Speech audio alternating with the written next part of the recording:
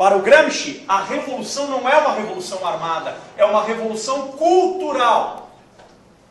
E essa revolução tem que ser coordenada por aqueles que estão, por assim dizer, à frente do processo de tomada do poder, os intelectuais orgânicos. Então, os intelectuais orgânicos formam um outro grupo, chamado partido político, para que haja politicamente. Os intelectuais orgânicos também formam os meios de comunicação e aqueles que vão ter a chamada opinião pública na mão. E os intelectuais orgânicos também formam a classe universitária, para que ela, entre aspas, esclarecida, possa, cada vez mais, introjetar e formatar a hegemonia cultural, num nível mais alto do que os dos meios de comunicação. Você tem ação política, ação social e ação intelectual coordenadas por um mesmo grupo. Estão entendendo o que eu estou dizendo? Então, na sociedade, é como se você tivesse uma pirâmide dividida em classes. O Marx dividiu em 2 andares. O Gramsci fez uma divisão bem maior.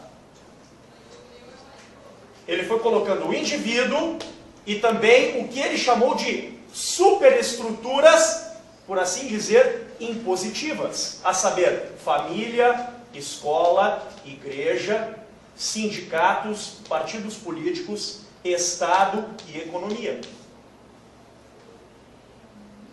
E a revolução e a hegemonia não podem tomar de uma hora para outra a economia para modificar os meios de produção, como quis o Marx.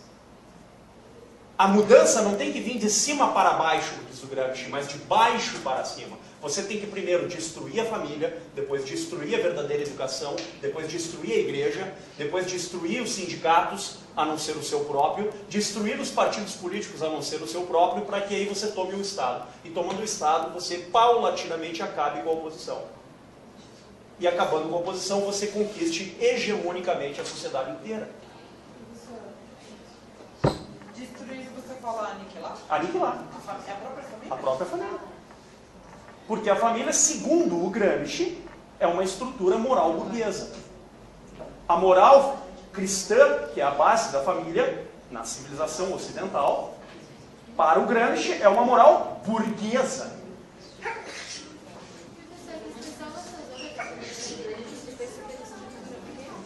É uma superestrutura dividida mais em blocos, quer dizer. Tu diz de uma para outra, uma superestrutura impositiva. Quaderno de Descartes, volume 5. Pô, ainda lembro disso aí, hein? Deixa eu ver. Também os caras... Tá claro esse negócio ou não? Aonde que começa a coisa? De novo, na cultura. Você precisa dar os livros certos para que as pessoas não pensem diferente disso. Então vocês não vão conhecer Platão, não vão conhecer Aristóteles, não vão conhecer Eric Ferglin, não vão conhecer Léo Strauss. Não, vocês vão ler o Foucault. E é a única coisa que vocês vão ler na vida. Absolutamente. Totalmente, integralmente. Toda estratégia hegemônica, segundo Gramsci, é nada mais nada menos do que manipulação. Ganha quem tiver maior poder de manipulação. Está claro isso?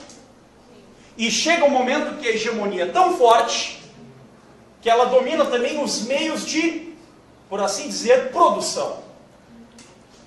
E aí é o momento em que você compra uma outra estrutura paramilitar para fazer frente à estrutura militar oficial da superestrutura, que é o Estado. Exemplo, FARC. Exemplo, PCC. Entenderam? Caiu a ficha agora? O que está acontecendo? Ele conta a os meios de produção. E conquistando os meios de produção, ele conquista também os meios de garantir a sua eficácia.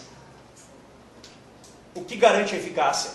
Bom, se a cultura não der certo, a gente tem a força do nosso lado. Não vai pelo título, vai pela porrada. Então esse professor não é mais um pensamento em grupo, é pensamento numa parte, num pedaço da população. Né? Sem dúvida. Alguns querendo dominar, então o comunismo já era. Já era. O Gramsci reconhece isso várias vezes. Não existe comunismo. Só existe socialismo. Só que o socialismo não é uma divisão econômica, é uma divisão política. Mas ele estaria voltando mais para aqui, então. Não, pelo contrário. O Gramsci sabe que só tem uma saída. Que o Estado mantenha esse sistema de pé. Ele não quer destruir o Estado. Ele não quer chegar ao comunismo. Ele quer chegar ao socialismo científico. Só que por uma outra via, que é, vamos dizer, baseada na mesma estrutura marxista, mas dela diverge porque os meios são diferentes. Não a força pela força, não o imposto de renda pelo imposto de renda, mas a cultura. Você modifica primeiro a consciência do ser humano. E depois de modificar a consciência do ser humano, você obtém integralmente o poder sobre ele. Só uma coisa antes de falar, desculpa, que eu me esqueci, senão vou me esquecer. Como é que o Gramsci chama a mim e a vocês? Isto é, os cobaias desse processo. Idiotas úteis. Nós somos, eu e vocês, para o Gramsci, nós todos aqui somos os idiotas úteis. Porque nós somos cobaias dessa estratégia revolucionária e hegemônica. Nós estamos integralmente alienados. E não estamos percebendo isso. Foi, próprio. Ele mesmo. Vocês entenderam? O Gramsci é o gênio do mal. Tá claro?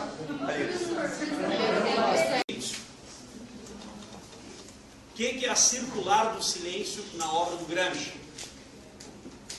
É o meio mais eficaz de calar a boca daqueles que são opostos à hegemonia cultural. Exemplo, tudo que você está falando é uma besteira ou uma conspiração. Entendeu? Entenderam? Oi? Um exemplo real. Putz, são tantos, vamos pegar um. Vou te dar um exemplo que é bem chocante, ele vai desagradar talvez pessoas aqui na sala, mas ele falar igual. Hoje existe uma campanha pela liberação das drogas em andamento. Só que essa questão tomou um corpo na opinião pública no seguinte sentido: você é ou contra ou a favor do comércio de drogas porque você acredita que usar drogas é ou um direito ou um estado de alienação. Não é assim que a questão é colocada na opinião pública? Só que tem um aspecto que ninguém falou ainda, que é o seguinte: quem é que vai dominar a produção de drogas e o comércio de drogas no Brasil, caso seja liberado? E aqui a gente chega num monopólio, e esse monopólio chama-se FARC. Entendeu? Então, para que esse direito, entre aspas, vingue, nós aceitaremos que existe um monopólio econômico que domina todos os meios de produção disponíveis a esse respeito. Alguém falou isso em alguma porra de um jornal, tipo Folha de São Paulo ou Estadão? Não. Por que não falou? Porque se falar, amanhece morto. Vocês entenderam isso agora ou não? Estão gravando isso? Não tem problema, pode gravar porque eu não tenho medo de morrer. Pode gravar. Ficou claro? Ou não? Então está aqui um exemplo. Você está entendendo? Tem outros vários exemplos que eu poderia dar. Agora. Inicialmente seria morto pelo fato de estar declarando uma coisa que é evidente, mas que é proibida de ser dita. Por que é proibida de ser dita? Porque, de fato, aqueles que estão diretamente interessados na liberação de drogas não estão interessados em reconhecer um maldito direito. Eles estão interessados em obter grana com isso. Só que, para isso, eles precisam de um meio cultural. Qual o meio cultural? Dizer que usar drogas é um direito. fazer aqueles que usam se tornarem ainda mais dependentes disso. E, portanto, comprarem este produto. Comprar esse produto de quem? Deles. Torná-los mais ricos. Entenderam como é que são as coisas no mundo? Professor, então isso podia colocar esses consumidores de drogas como esses idiotas úteis? Ah, certamente. Certamente. Para eles, são. Em uma ou outra medida, para eles, nós sempre seremos idiotas úteis. A não ser que algum de nós esteja lá no grupo. Estão entendendo? Muito bem. Vamos, chega de falar de Gramsci, é muito realismo cruel para o nosso gosto, né?